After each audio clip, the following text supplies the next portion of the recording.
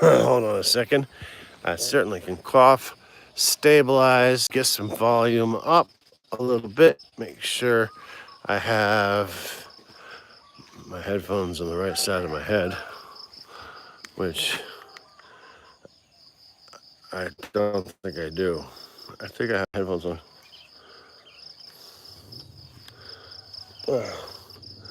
I had my headphones on backwards. But that's all right. We're outcasts, right? And we're on the outcast walk. And outcasts do things a little bit differently than incasts. And I can tell you one thing, being an outcast is definitely being well, I can say being an outcast is cool, and being outbred is also even cooler, because it's definitely better than being inbred. that joke didn't come off very well, but anyway, I think you get my driftwood, and we are now live on Tuesday morning, September 9th in the year 2568 at 6:12 a.m. in the morning. And across the street, just trying not to get hit by a car. Get ready for this morning voyage of peace, tranquility, love, talk, philosophy, and all of the above. But I just do really want to point out something that I don't get to see every day, here at least. You guys may see it every day where you are. I'm across the street, just make sure we get a better view of it, because it is quite spectacular. And I think you guys might appreciate seeing it. And what that is up there, right up there. You know what that is? You know what that is, fellas and sisters, brothers and sisters from around the world? You know what that is? That is an amazing sight. That is a gigantic rock flying around the earth, otherwise known as the moon, reflecting the sun. That is pretty amazing. Headed due east, the sun has decided to make an appearance today. As you can see, the skies are definitely clear and blue and beautiful. Off in the distance, you might have some clouds or something like that, and a little bit of lenticular cloud up there. But just dig that. Just for a second, I'll zoom in again. Does that defy all logic and reason that you could possibly come up with, unless you had some astrophysicist, Scientologist, or whatever explain to you what the heck that was and what it was doing at this moment? That's how far we've come. We have progressed as within the realms of some scientific knowledge, and we have regressed in others. But anyway, that being said, I just thought that would be nice to point out the sunrise moon, because it's not every day that you get to see the sunrise, or at least I don't get to see the sunrise moon, and it's quite beautiful. I wish I had a really proper telescope, because I'd kind of like to look at it, see the surface of the moon. Maybe I can see that Chinese Land Rover rolling around, or Apollo 13, or whoever else has a machine up there or something like that. I don't know what I'd see up there. Maybe I'd see the man in the moon. I don't know. No, it doesn't look like a man in the moon from here. Maybe that's only from the west, like the other side of the world. Anyway, we are now here live, Outcast number 7. Right? We've changed the whole venue and the whole product of our event to the Outcast, because we are not a podcast. We are an outcast. We're out live talking about various and different things. Light Blue, sup, brother? Light Blue, what's up, brother? Nice to see you. Great to see you. Happy to see you. God bless you and your family. May everything that you do this day and the rest of your life be blessed with good health, happiness, and occasional wealth. So, good morning to you. So, as I was saying, September 9th, and I think it's September 9th. I know it's Tuesday, September, as the number that's after the Western day. So it's either September 10th or September 9th. If you guys bear with me, I mean, just for real quick. All right, September 9th on Outcasts, because we are not a podcast, we're outcasts. And everybody here on the Outcast, guess what? We're all outcasts, every single one of us. That's why we're here. We're outcasts. And outcast minds think alike in many ways, and sometimes we think in very different ways. But every single member of the Outcast Club, that's what exactly this is. It's the only Outcast Club of scientific, philosophic, and empathetic views on YouTube. So God bless you, whatever religion you prescribe to, divinity or whatever, atheists or what do they call them, agnostics, Christians, Muslims, Jews, Hindus, Buddhists, whoever you are most welcome to be a part of the Outcast crew. I kind of wanted to spell it like Outcast, like the OUTKAST, but I kind of was like wondering, would Andre 3000 be cool with that?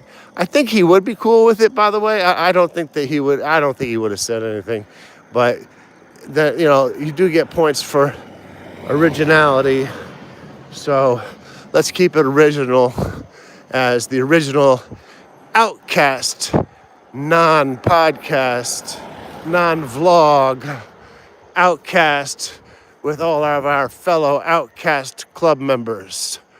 So I'm happy to be with you and be a member of the club, and just be happy to be walking in northern Thailand right now in the province of Phayao, which is in the northeast of Thailand, very close to the Lao border. And if you cross the Lao border, you walk a little bit of a distance, probably take you a day or two of walking, maybe 3, I'm not sure. You would end up in Guangzhou province, China. So that is the geolocation of where we are at the moment, if you do so care to wish to know. And if there are any of you out there in the Outcast Club who wishes to give a shout out to yourself and a shout out to where you represent from, please do so. Love to hear where you're from. Love to hear what you have to say, because that's how we get it on. Anyway, beautiful morning this morning. Not too many dogs up at this point because we did wake up a little bit later. What I was doing this morning was I was doing a video edit for a little short video on Nikola Tesla. So basically what I've been doing is I've been doing these videos on like obscure beliefs, or what are believed at the time obscure beliefs of famous people like presidents, scientists, and and the such, and then doing a little bit of research about that and then posting them up as shorts. So I did one on Nikola Tesla, but I had messed it up because somehow I had gotten the video edit wrong. And so instead of being like 38 seconds long, when I posted it, it was like 2 minutes and 45 seconds, of which 2 minutes and like 15 seconds were of silence and gray screen. So whatever, I fixed it, went through it, I haven't fixed it totally yet because I'm not done and I haven't published it yet, but I will. So check it out on the channel, Mr. T in Thailand. And just, if you feel like checking out some videos and checking out what I'm all about or what it's all about, and I'm not it. What I mean is the place that I'm at, that I just happen to be journeying through this life, like Kane, that 1970s show. What a joke! It turns out to be what a joke after all these years. Like when you think about it. But back then in the 1970s, when they had Kung Fu Kane on, man, people were dead serious about that. They were like, man, that guy, he's half Asian. Turns out he was not half Asian or anything like that. That was named Keith Carradine or one of the Carradine brothers or whatever, who ended up dying in Thailand by by autoerotic asphyxiation, and that happened about 20 years ago. Pretty sad way to end an illustrious career, but let's just hope that he went out with a bang. Ha ha ha ha ha ha ha ha ha. Elliot, Y2K Windows, hi, hello brother. How is everything? Great to see you, Elliot, and your Y2K, which is long gone by now. Elliot, not Elliot like the E.T., but Elliot. What's up, Elliot? At least you don't spell Elliot with two T's, because there's one person I do dislike in this world, and his name's Elliot, but he spells it Ellottt. And he's easy to find, except I don't happen to be on the same side of the world as him, or same city. And it's not quite worth my effort to get my pound of flesh. So, good morning, Elliot. Nice to see you. Thank goodness you only have one T in your name. Oh, whatever. You could have two T's, three L's. Spell your name however you want. Nobody can say shit about it. You're an outcast. You're in the Outcast crew. This is, by the way, the Outcast crew. So everybody here is part of the crew. Okay? Just to get that out of the way and get that straight. So, that being said, all my fellow Outcast crew members, what are we going to do today? Well, I'll tell you one thing.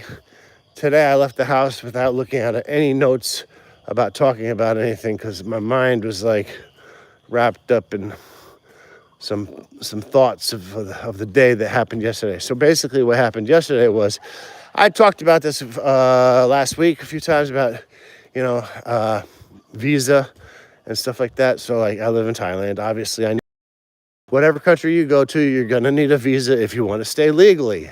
And I want to stay legally inside of this country because I don't want any problems.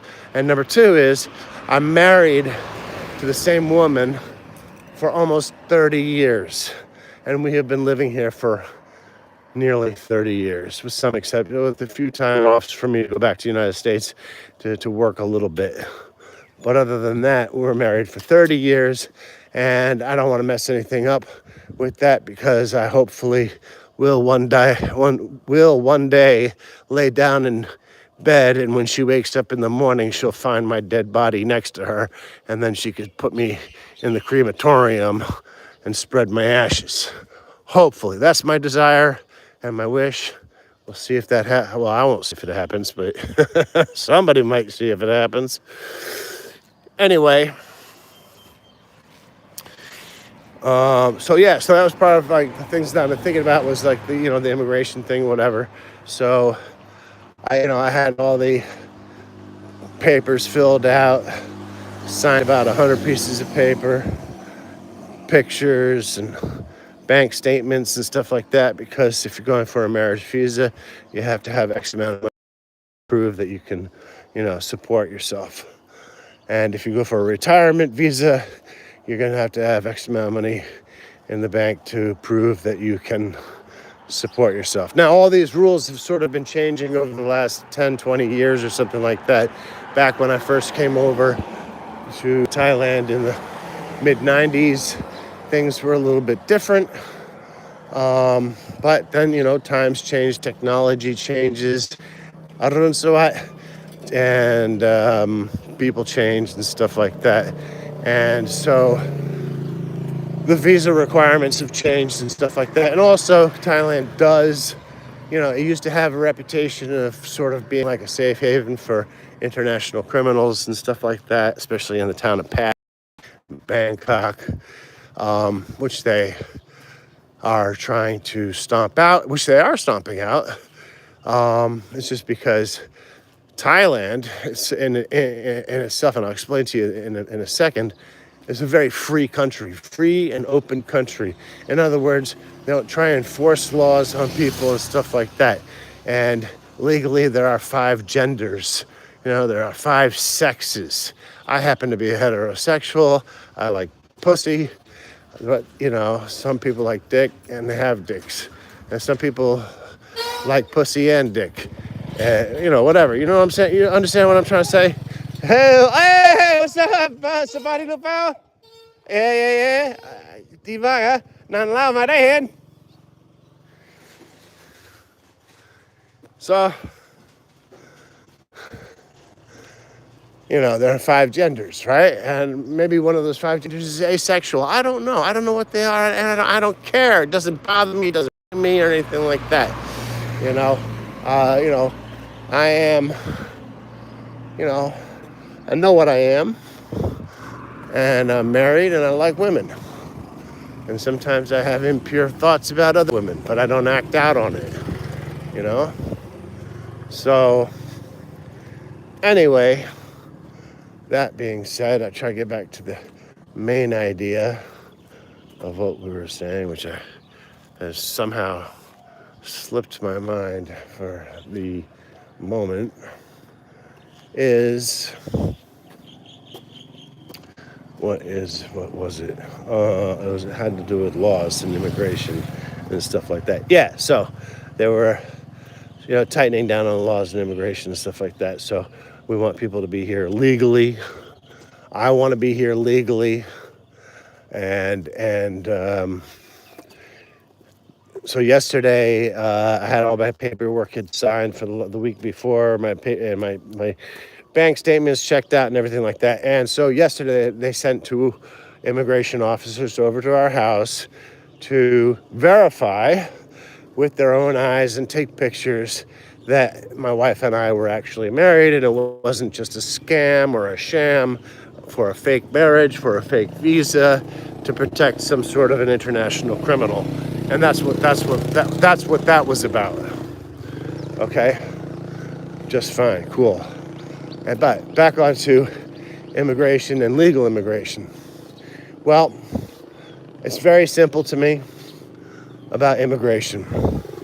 And that is, all of these people who think that all the borders in the world should be open are living in a different reality than I am.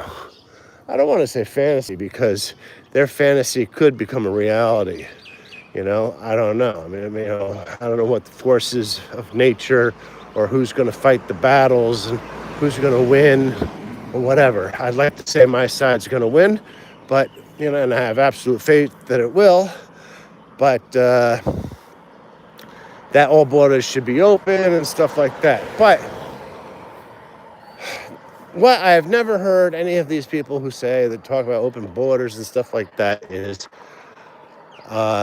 like they want to travel somewhere. So let's say you get like a transgender, far left liberal wants to go travel. Let's see, I don't know, pick a country, Spain, and they get there and they want to see Spanish culture, but there aren't any Spaniards there. Not only that, there are no ancient Roman buildings, aqueducts, or anything like that. No running of the Pamplona bulls, which actually I don't agree with, but no running of the Pamplona bulls. There is no tapas food or anything like that, because the radical idea of immigration, no matter what the status is, legal, illegal, alien, or whatever, doesn't apply. So, therefore, if that person went to Spain, couldn't find it, and decided, well, I'm going to go look for a culture that's been around for a really long time, I'm going to go to Greece. They go to Greece. Lo and behold, they knocked down the Parthenon, and they built a condominium, so people could, come visit and enjoy new Greece. Forget about old Greece and all the monuments and everything like that, the Venus de Milo and Mount Vesuvius, Pompeii, Rome, Athens, the Colosseum, aqueducts, everything. Forget about all that. Who cares? It doesn't matter. You know why? Because we have open borders, and we aren't going to give a shit about that, because we're changing society. What a lot of these far left Democrats, and I really kind of don't like using the word far left Democrats. I sort of like to use the word crazies. Is what they like to do is they say, oh, well,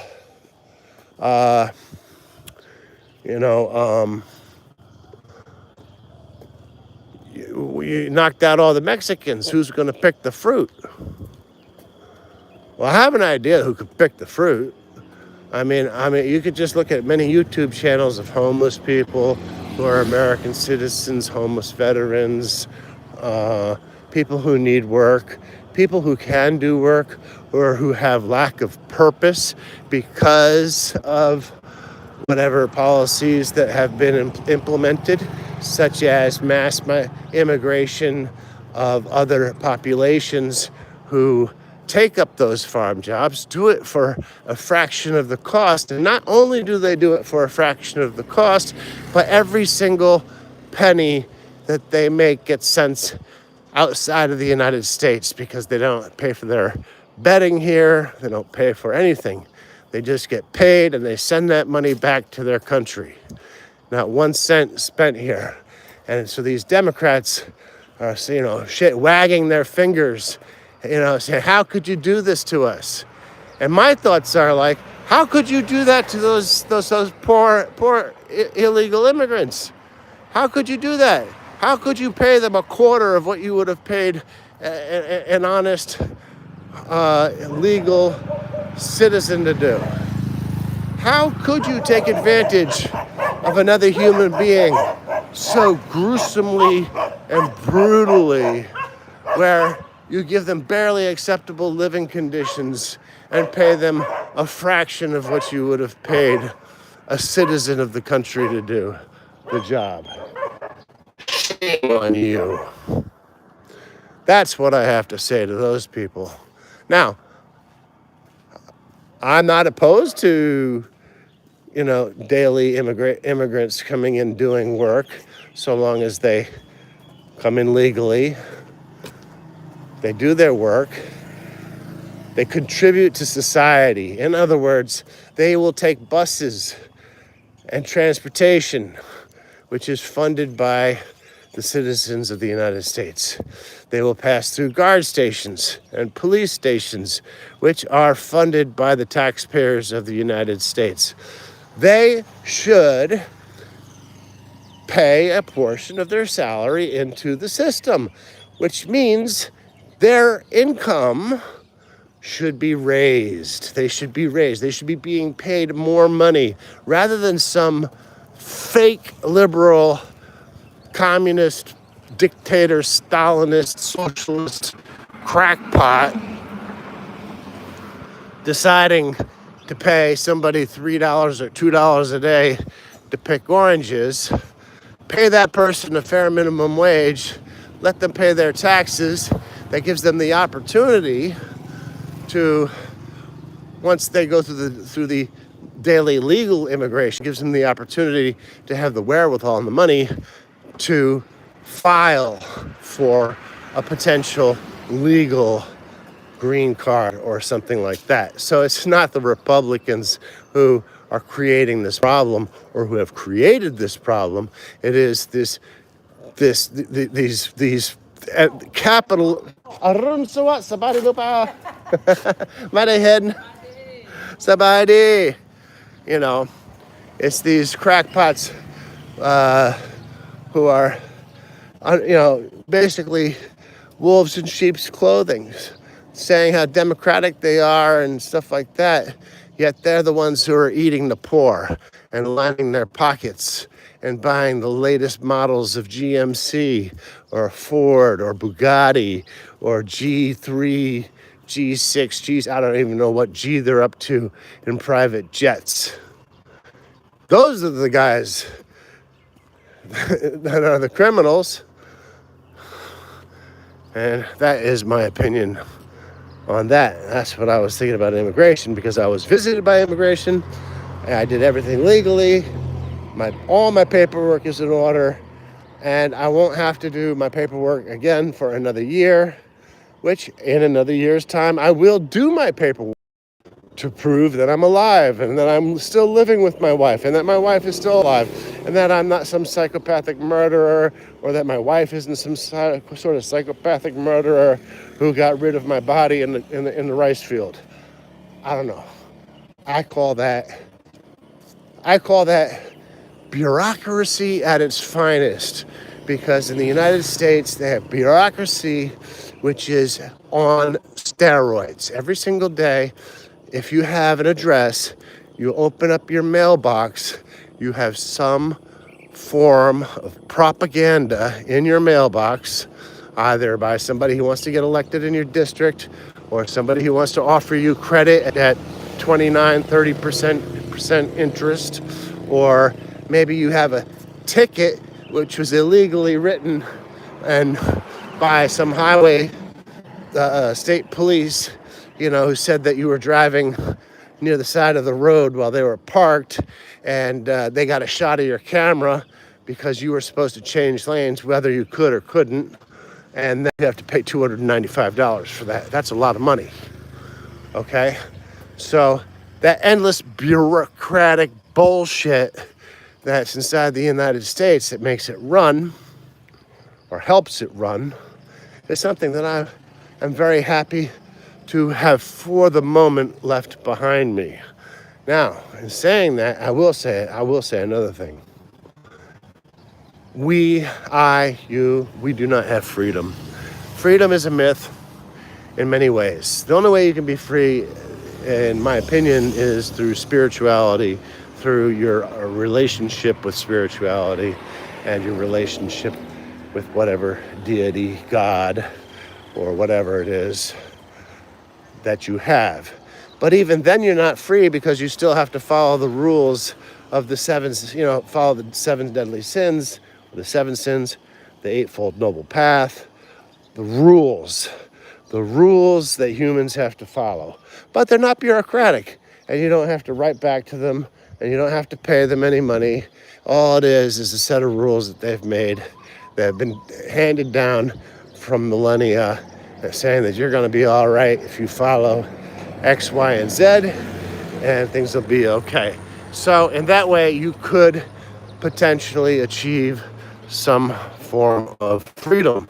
But you are not free in another sense. So let's say I'm walking down this street. I'm in Thailand, right? I have a passport, American passport. You know what my American passport says? It says that I am a citizen of the United States. And in that passport is what that passport is. I'll explain that to you because some people don't understand this, is those are my slave papers. Those are my papers that say I belong to the United States government, and if it is the desire of the United States government at any given point in time, they can come and snatch me up and take me to wherever they feel like taking me. and doing things to me which are unspeakable. For whatever reason, I don't know. I haven't committed any crimes that I know of, anything like that. And I hope that they don't, enforce that that very big clause in the passport, which says you belong to the state, the country of your passport. And the same thing goes for Greek passport, Russian passport, Ukrainian passport, Chinese passport, Singaporean passport. All passports are papers of ownership of their citizens, which their citizens cannot escape because they belong and are owned by those states, those countries. So I hope that clarifies a little bit of it for you, so you understand that nobody is free and nobody lives in a democracy. We just live in pseudo-democracies where we have fake votes and fake rights and fake things which the elites want us to believe are true, because once they find out we don't believe these things and we know them not to be true, then the only way that they can keep their heads on their shoulders is by removing our heads from our shoulders. So it's a very touchy subject, if you don't mind me saying so. But anyway, yeah, so basically that is my, that's how I feel about these things, and whether or not I am totally factually correct or not, I don't know. I would have to read more, consult experts and stuff like that.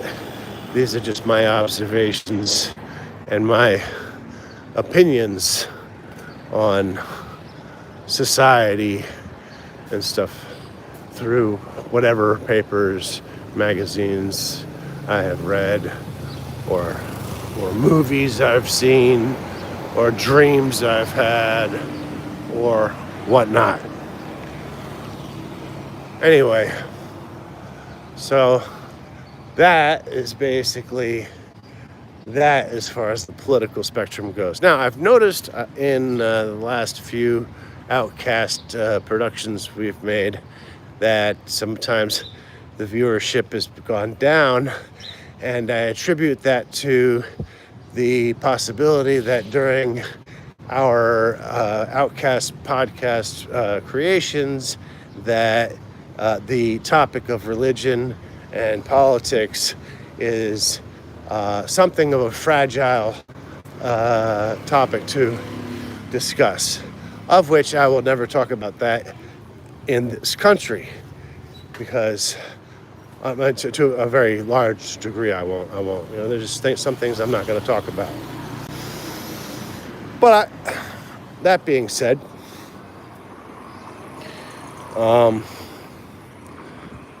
I suspect that viewership was down because of that, and in the beginning of this whole journey that we've embarked on,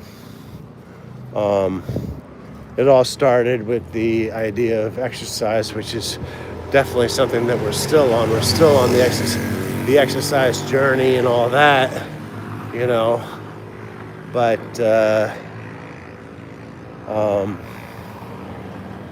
there's just so many times I can talk about losing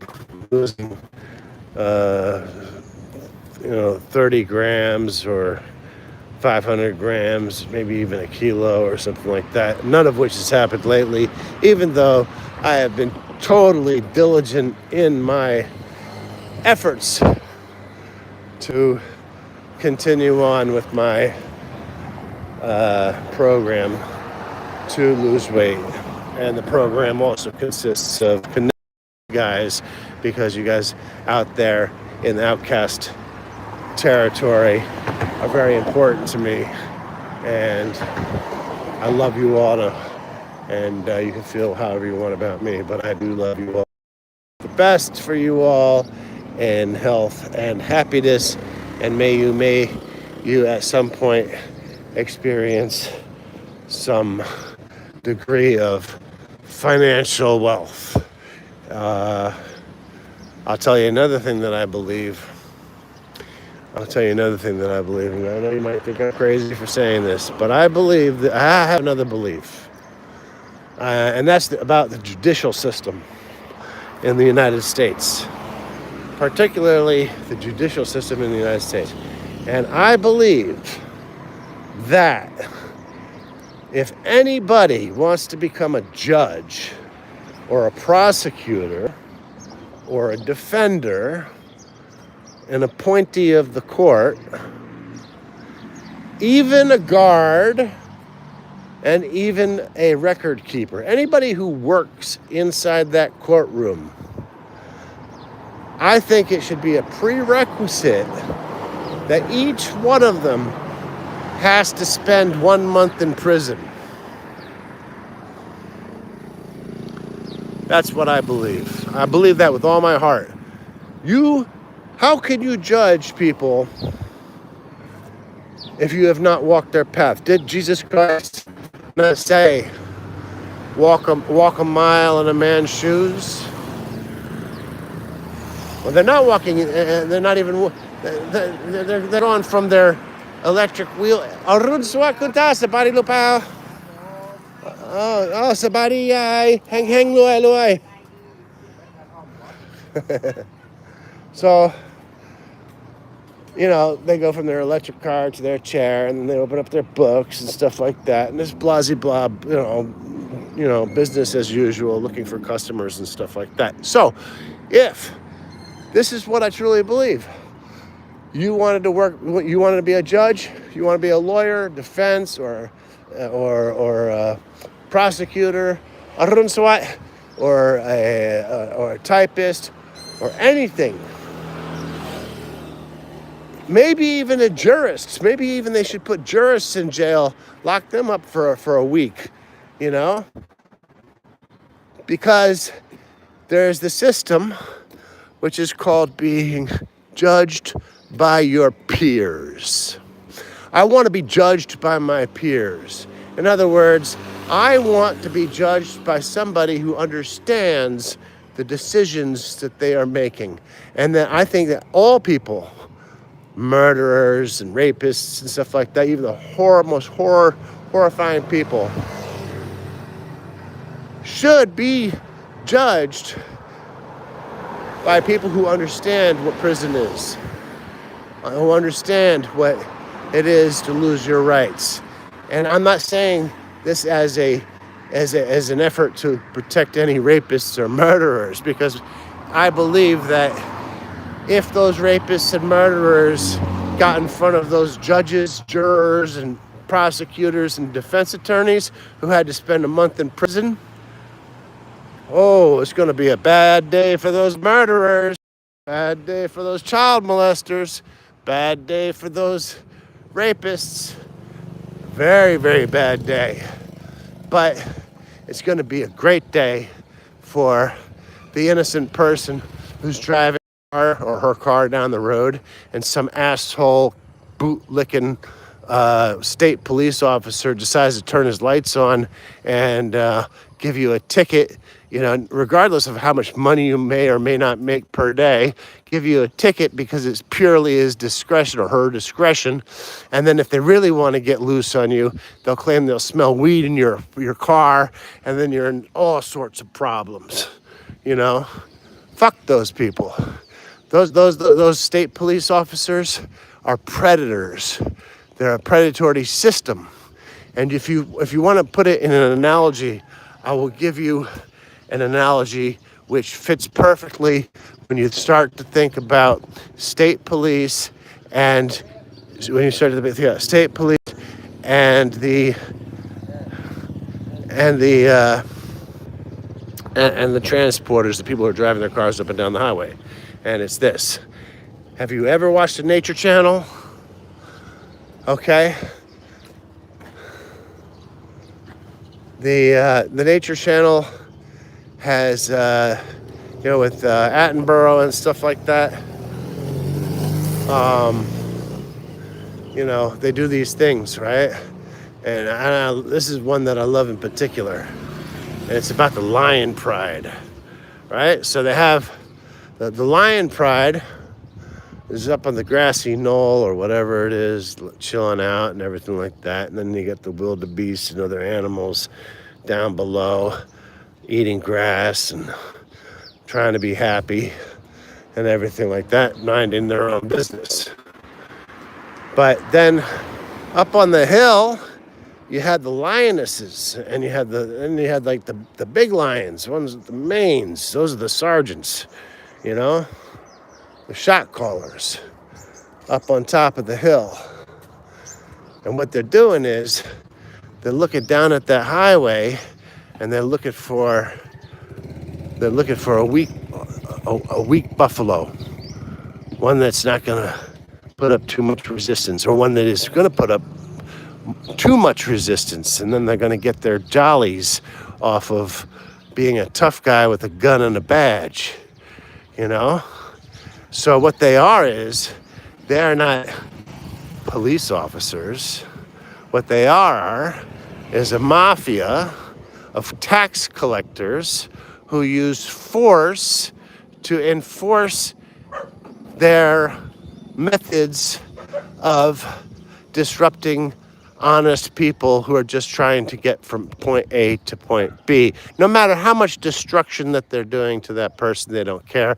If your insurance goes up by $200 a month, or you lose your license, or you're driving somewhere because your mother or father passed away, daughter or son passed away, or maybe you're about to pass away and you're trying to get to the fucking hospital in time to get a defibrillator on you or whatnot. No, these state police officers, next time you're driving down the highway, you'll see them. They look just like lions in the lion pride, sitting up on the mountain, scanning, waiting, looking for victims so they can weed them out of the pack. And once they weed them out of the pack, they grab them by the throat, like George Floyd found out, and like Eric, what's his name, found out.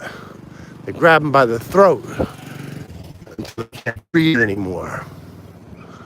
That's what these state police officers are doing. They are not enforcing the law. What they are doing is they are enforcing the extortion of money from the public. That's exactly what they're doing. And they should be ashamed of themselves. I have a lot of respect for a police officer who goes in and stops a shooting in a school, or stops a robbery in progress where somebody needs help, or maybe something like that. I have a lot of respect for those people. I have a lot of respect for firemen. I have a lot of respect for people who perform public service. Remember this word, it's a public service. Sometimes it's even written on the side of police cars, to serve, honor, and protect, Well, these state police officers, I don't even think they have that on the side of their car. It's called search, seizure, and stop, search, and seizure. Otherwise known as the SSS, Gestapo. They're out there to ruin your life, make your life hard on you. That's exactly what they're out there. They're not out there to save anybody. If you're driving 60 in a 50, who the fuck cares? Nobody. I mean, it's a made-up law. It's a made-up law.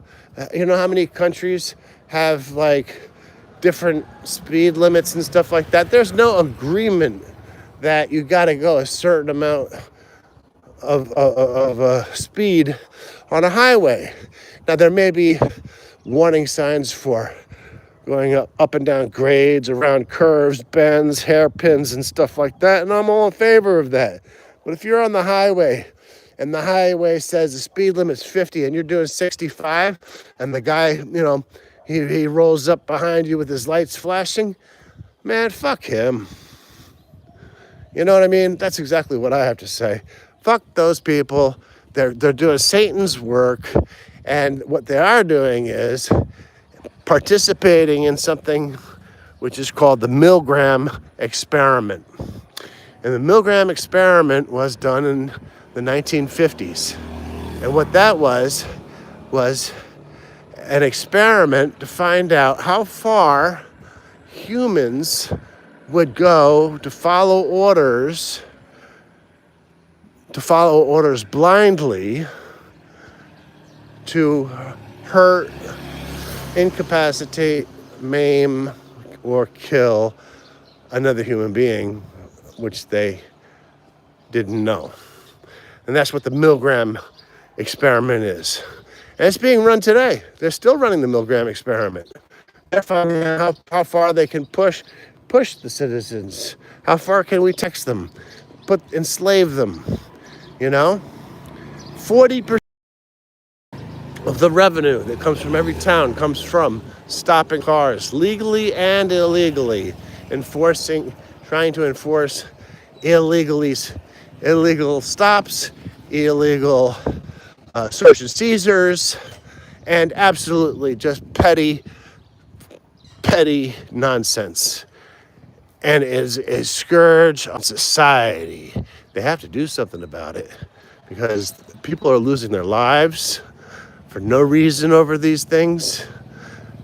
People are being inconvenienced horrifically, and financially, people are losing their jobs because of this, you know?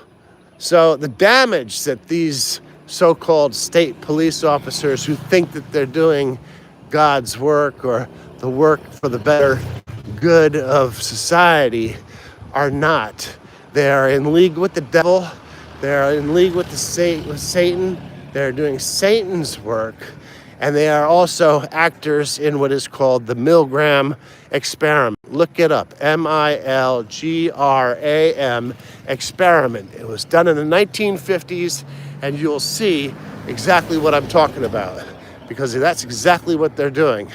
And until the American public has the balls to stand up and fight for themselves and not leave it to the poor, uneducated black person to fight for his rights, usually losing his life many times, because they're doing the fighting for us against this totalitarian, authoritarian government. And I'm a white man. I'm telling you, these young black men are fighting for us, for our liberty, even though there is, of course, a large percent of them, aren't, stand-up citizens. But there are some of them who are so pissed off, so angry, and you got white ones too. You don't see too many Asian ones. Asians seem to slip through the crack. But yeah, that's the way I feel about that. Let you know, I'm glad I'm out of there. I lost my job because of the state police, because state police want to give me so many tickets and shit like that for no fucking for reasons that were like totally absurd. I had one guy, and I shit you not, he wrote me 5 tickets. How do you stop somebody, write them 5 tickets? 5. I got that ticket, all 5 of those tickets. And when I got them, I was furious. I cursed him out. I shouldn't have done about it because he knew he was a piece of shit. But I did start looking at the paper, and at the bottom I saw file. If you feel like you've been violated, you can file what is called an abuse of power complaint. And that goes to the internal affairs unit of their department. And that's exactly what I did. I called up, I left a message, and I got called back later. I don't know, maybe the same day or the next day, called back by the lieutenant. And the lieutenant says, I reviewed your case, and I think that you should press charges against this officer for abuse of power. And I was like, yes, I knew it. 5 tickets. How do you write somebody 5 tickets for shit that like some of it doesn't even exist? I mean, it blew my mind. But the damage was done because even if you do report it to the internal affairs and stuff like that, they cannot reverse tickets that have already been written because that would not be financially beneficial to the machine that they're a part of, which is to collect as much money as possible from you. But that officer, his name was Gallardo, got his write-up. I don't know what happened to him. I never got a follow-up, though I was told I was. He probably nothing was done. Who knows? Maybe something was done. But anyway, I just wanted to stop this point because this is our favorite stop-off point in the morning of our walk, and it's quite beautiful this morning. We have the beautiful green rice growing in front of us. We have the houses of the people who tend to these rice fields and a beautiful blue sky. And in the horizon, you can see the most wonderful, beautiful mountains capped with clouds. And above that, the absolute beauty of blue skies, which is here for all of us. And by the way, while we're on the subject of money, there is not a man, woman alive, or a robot, or a machine, or anything like that, who has enough bars of gold, pieces of silver, paper of money that can buy that. That belongs to all of us. And now we turn to the east, and the star of our show hasn't really been making an appearance lately, but today our star is shining bright and proud up there, ready to give us that vitamin D that we all need and give the energy into the earth, and we can all grow and enjoy health and happiness. And if this sun wasn't up there in the sky, it would probably be a pretty bad day for all of us. So God bless that sun. Maybe that sun is God, Ra, or whatever. I don't know. But it's there. I'm happy to see it and thankful for it. Anyway, so that is those are our 2 vista points that we stop off each morning to give thanks and gratitude. And as I will say in Jah Rastafari, give thanks to the Lord, Lord Ra, I'm sorry, I messed it up. Give thanks to Lord Jah Rastafari. So, yeah, something like that. Anyway, I grew up with a lot of Jamaicans, so I used to be able to do it better.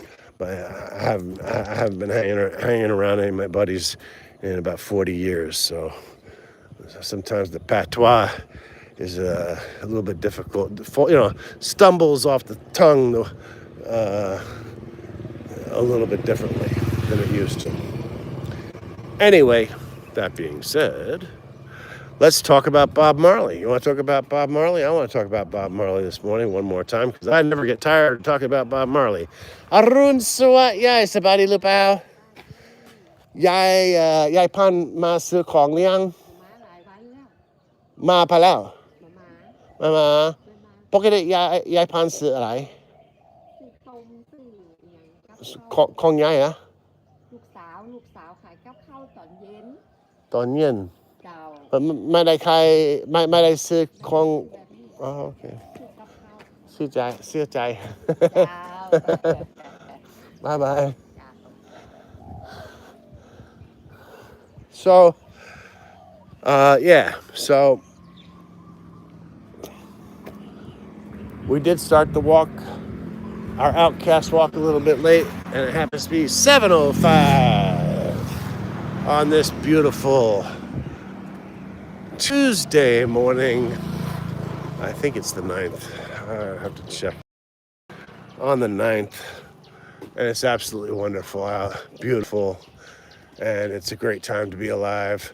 For however long that lasts. You never know when you might breathe your last breath. As I breathe one in now, it sure tastes good, and I hope to have many more. Make the best of your time that you have, because it is worth a lot more than money, and you'll never have more money than days of your life. that math doesn't add up. Okay. I like to always look at this house though. Person who used to live here passed away some number of years ago. They had some sort of an idea of I don't know, kind of like Roman sculptures and stuff like that they put on their gate. But it's been years since anybody came here and investigated, took a look. I will not go inside there because, number one, I am not Thai. I couldn't get away with it as a pretending to be a relative. And number two is, if I was Thai and I got caught, they'd probably beat the fucking shit out of me. Arun Sawat Yai, and it would be a bad situation for me, most likely. Maybe not. Maybe they wouldn't beat the shit out of me. Maybe they just kick me out and say, what the fuck are you doing? And I tell them, I'm just trying to film this, Outcast for the people in the West, just to show them what an abandoned Thai house looks like. I'm not that interested, I'm not. I'm sorry. There are other places we will go and check out later. We're going to go check out a missionary at some point, which was founded 600 years ago in Thailand and has a grave, and we're going to take a look at the graves and the dates and stuff like that. We're also going to go take a look at some of the animal sanctuaries that are around. Just recently in the news, I don't know if any of you guys saw this in the news, but it is big news in the annals of archaeology. There is a province south of here called Phitsanulok. Difficult for me to say, but it's called Phitsanulok, something like that. I have to have a more rhotic tongue to be able to have it roll off my tongue. Phitsanulok.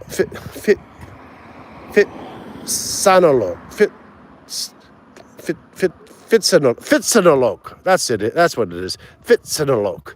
Yeah. Anyway, they have a national forest there called the Karyai National Forest, and 3 rangers about a month ago were going through, and lo and behold, they found a cave that had not been, as far as we know, as far as they know, been 2,000 years. But that's not the exciting, that is exciting, but like the even more exciting part about it is that inside of this cave are human habitation or some branch of the human species habitation with artwork on the walls and stuff like that. It hasn't been made to the public yet because as we speak, there are teams of archaeologists, presumably from all over the world, anthropologists, anthroarchaeologists, and the such, covering every square centimeter of that site, trying to figure out what's what, because nobody knows at this point, as far as what I've been informed, as to who those people were, how they got there, what their message was, or how long they had been there, or if they were even human. They could have been Neanderthal, Nalendi. They could have been any kind of Homo erectus, Australopithecus, who knows? Anyway, so that's why they're doing the research, and it's not open to the public, which is fantastic, because obviously the public is stupid most of the time, and they defile, destroy, knowingly or unknowingly, these kinds of sites.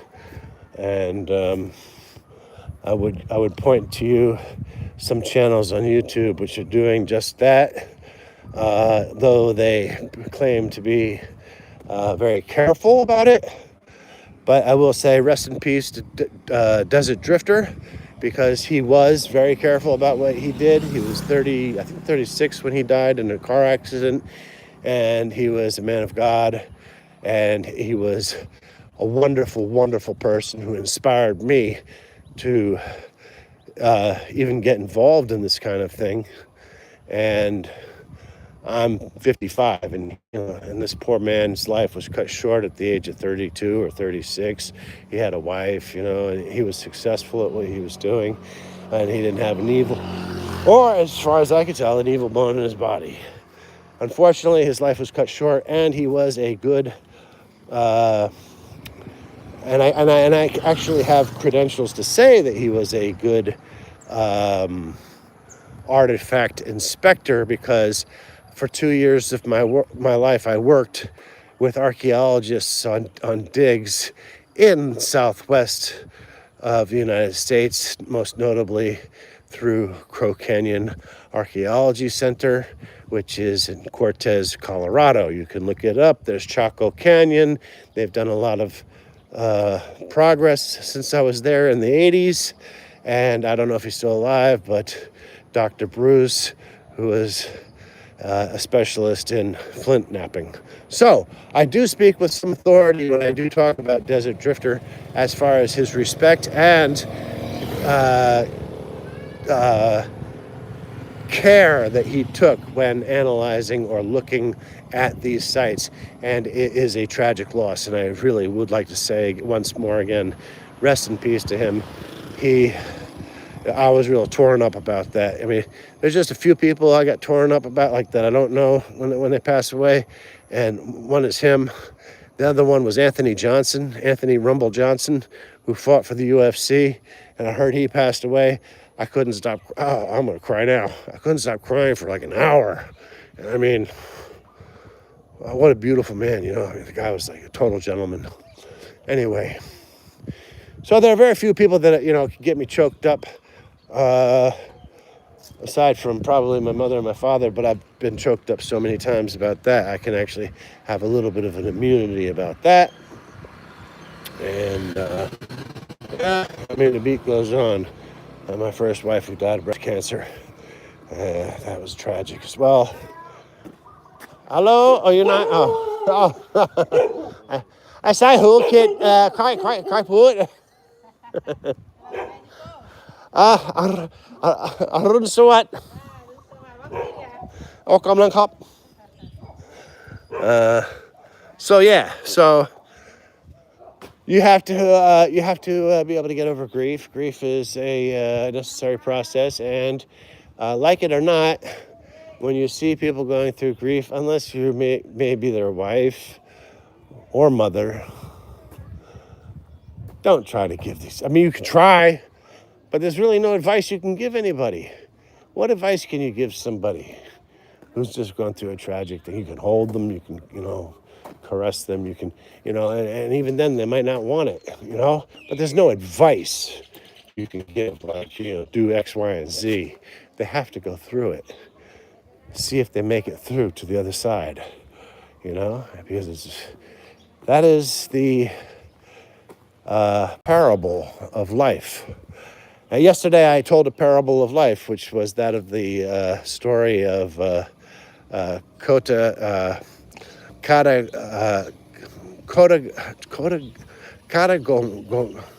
Gomi and the mustard seeds, which is an old Buddhist parable about a woman who lost her adolescent son, and wanted to bring him back to life. If you're interested in that story, it is in the title, and it is from yesterday, so check it out. It's a long story. We don't have time to say it again, go over the story again, but it is, it's a life story. It has meaning and stuff that we've been carrying as humans around for as long as we've been humans, with understanding and stuff like that. So check it out. It's on the Outcast number 7, I think, which was yesterday. Yesterday was a Monday. So check it out. It's the mustard seeds. I think his name is Katagomi and the mustard seeds, and her visit with Buddha. So check it out. It's a very good story. It's not my story. Arun Swat. Not my story. It's a story that every person growing up at some point needs to learn, especially youngsters. So, that being said, we have progressed to the new high school, which is out of session now, I believe, because I haven't seen any kids going to school here in a while. They must be going to another school because they probably have work to do. Still building it. And I see some work being done on the ground there. But anyway, other than that, we have gotten to the 65th minute of this Outcast, and I really want to say a huge shout out to my fellow Outcasts and the Outcast crew. Maybe one day Andre 3000 will show up and he'll become a member of the Outcast crew. You know, he has his own Outcast crew. That's spelled with a K. Our Outcast crew is spelled with a C. So he's joining us. He could join us. We'll let him in, right? What do you say, chat? We let Andre 3000 in? Oh, yes. Anyway, that being said, we have made it to nearly the 1 hour and 10 minute mark of this walk. I've noticed lately that I've been walking slower. I'm not sure what this means. I was able to do this in 45 minutes before, but now it's been taking me 65 minutes or about 65 minutes. I don't know if it has to do with my sleeping pattern or food, or if I'm just talking a whole lot more. But big shout out to the Outcast crew all over the world. And I want to tell you this one message, which I know is a universal message and we all share. And that is every single one of you members in the Outcast crew, right here, right now, you all are citizens of this planet called Earth. Some people have other names for it, like Mond or Mondo or Lunas or Gaia or whatever. We are all citizens of this place. Let's try to treat each other civilly, be nice to each other. Remember that love is the answer. You will never convince people to do something that you want without love. You might make people do things out of fear, but they will never do things for you willingly without loving you. And that is a powerful and very true lesson. So, with that being said, I will say, as we always get to this point of the road, that Outcast crew, wherever you are in this world, all you citizens, wherever you are, may you please have a happy, healthy day and be blessed with a little bit of gold and silver or whatever, a little bit of money and wealth. Not too much. Don't want it to go to your head. But wherever you are, I want to wish you a good morning, a good afternoon, and a good night. God bless you all. Thank you for sharing this time with me. Without you, I am nothing.